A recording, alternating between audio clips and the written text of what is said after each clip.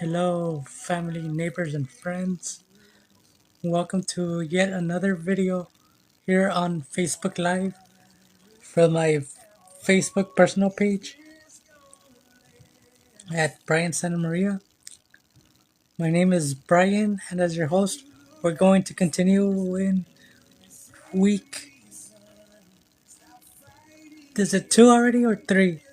I can't really remember.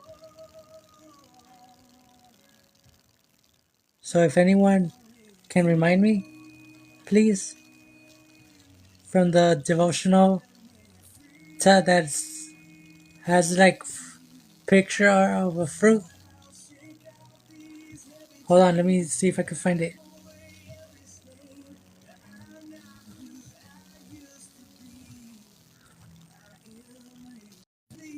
Oops, hold on, guys.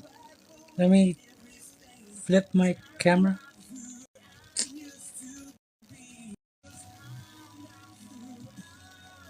Hold on, guys. Let me bring up the scripture and put the lighting.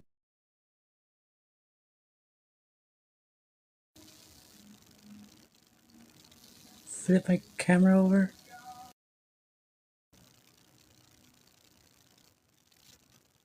Alright, so we're at week 2 now of this devotional.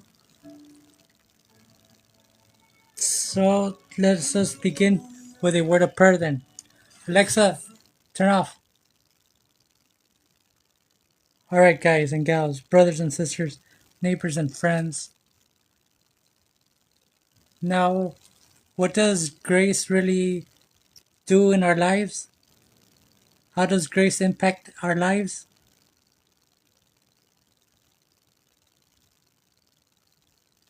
Well, we're about to look at it right now.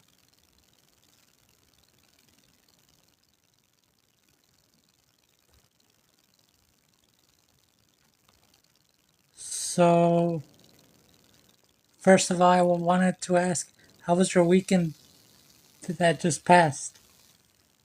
What did you guys do? Was it any fun or exciting? Please comment your answers on the comment section on the side or right below.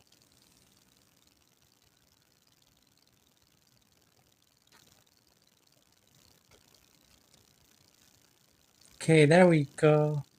Better lighting.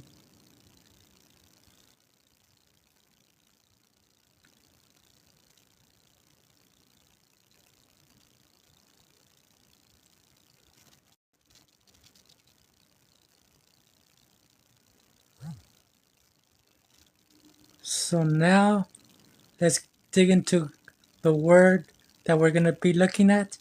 And it's in Titus chapter 2, starting in verse 11, which I think it's all the way to 13 or 12 or 13. Or it could be up to 14. I'm not too sure. Okay, so it says here from the New International Version or the NIV, it says, "For the grace of God has appeared that offers salvation to people, to all people."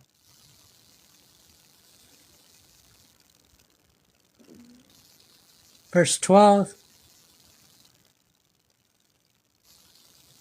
says, "It teaches us to say no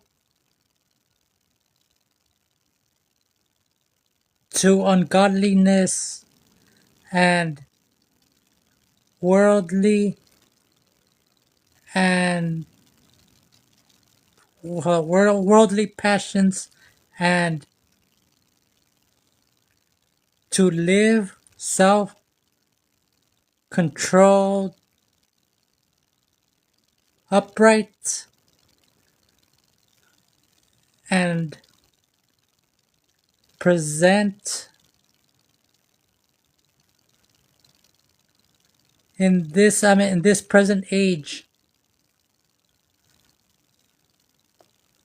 So here, guys, Titus tells us here in this passage, oops, that for the grace of God has appeared that offers us, offers salvation that all people, to all people. And verse 12 said,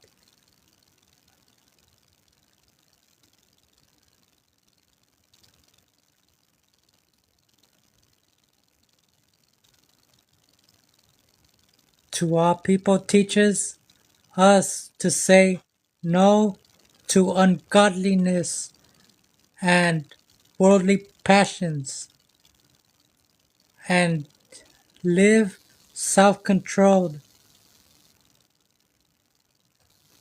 upright,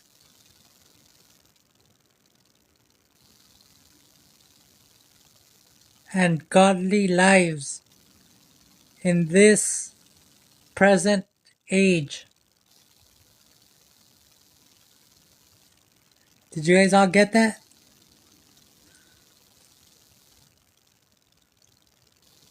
Because it tells us what tells us here, according to what we just read or saw or heard.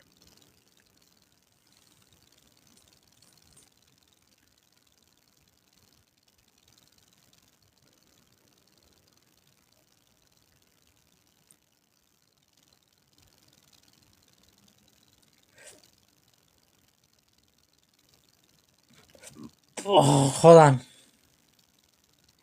All right.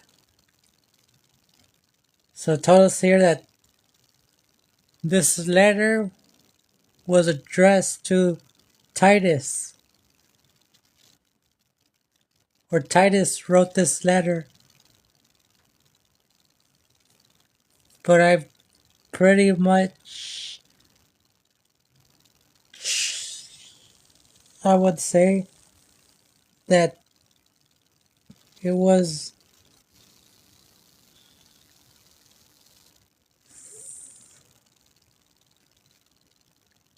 to Titus that this letter was written to,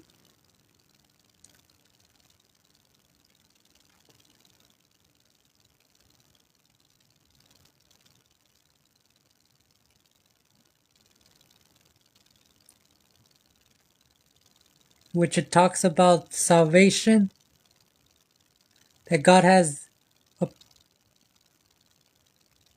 that the grace of God has appeared that offers salvation to who?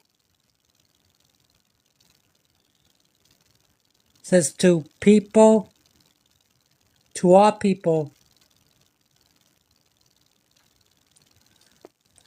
So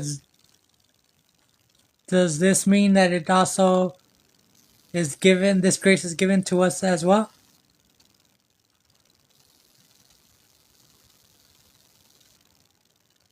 Think about it, guys. Of course, this grace has been given to us as well.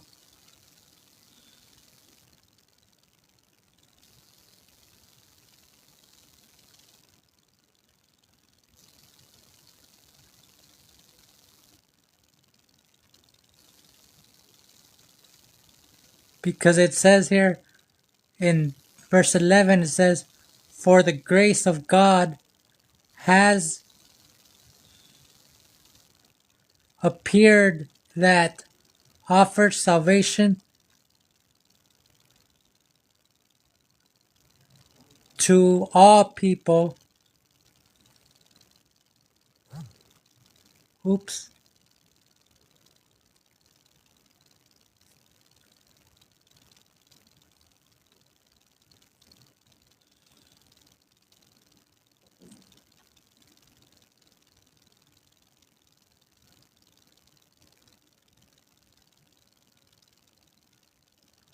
And it says here in verse 12, it teaches us to say no to ungodliness and worldly passions,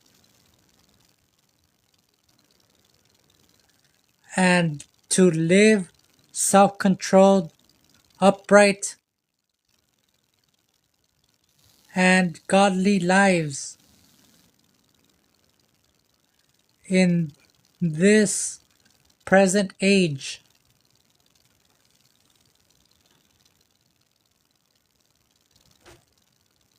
So guys and gals, brothers and sisters, neighbors and friends, let us now go to our next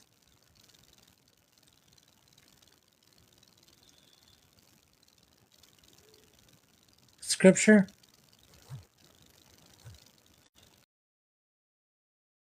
Guys,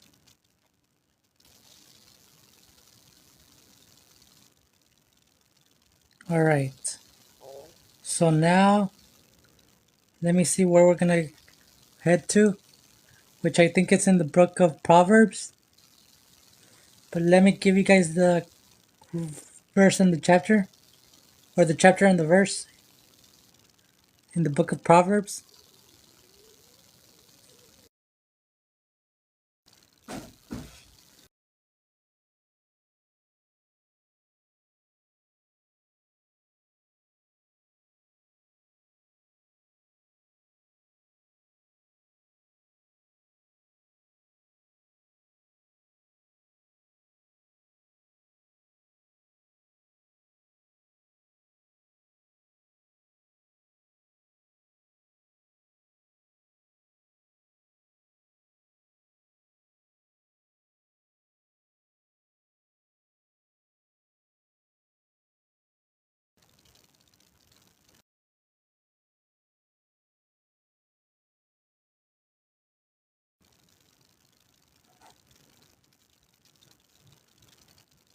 Okay, how do you flip? Okay, there we go.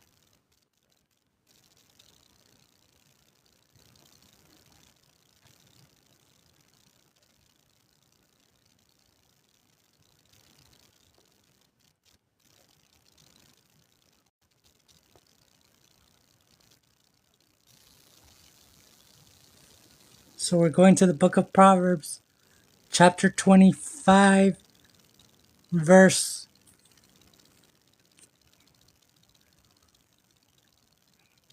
28.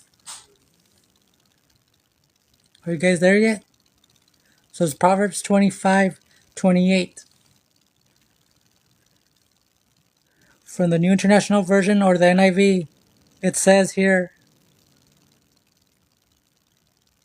like a city whose walls are broken through is a person who lacks self-control. So here we see the importance of having self-control, as while we just seen in the book of Titus that the grace of God has given us self-control.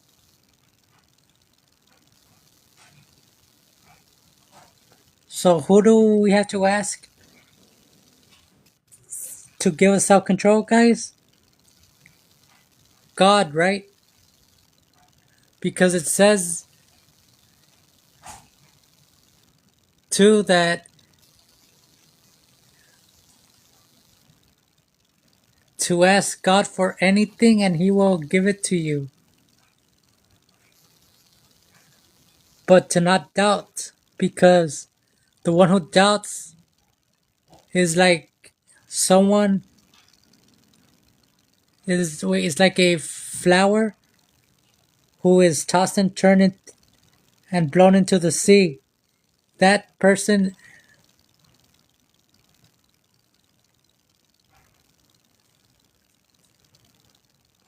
has many doubts,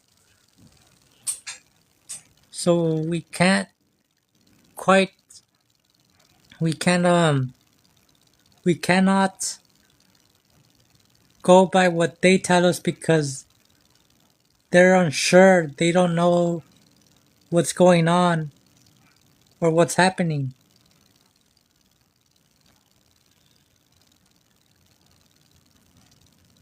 Because it says that person is double minded.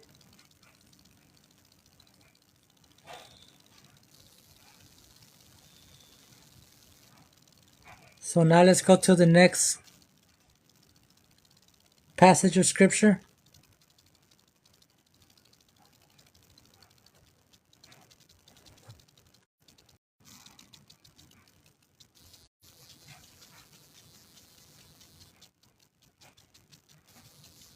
Alright. Now we're going to First Corinthians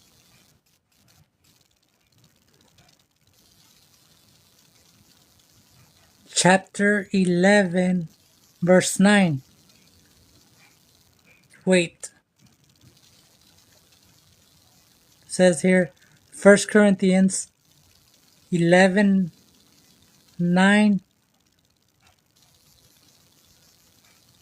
Hold on, this isn't a great. Hold on.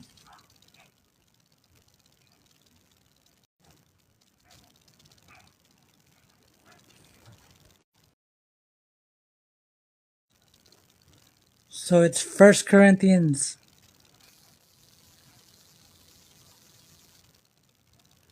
Hold on, let me erase it and put it back.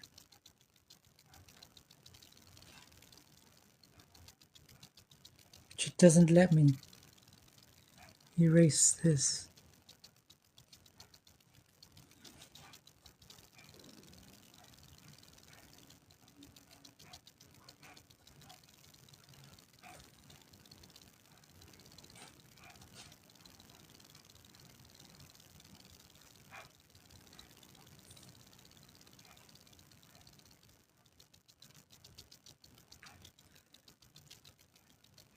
Hold on, this passage doesn't really look right because it tells me here, tells us something different, or doesn't really make any sense. I can't bring it back down or up. Let me see.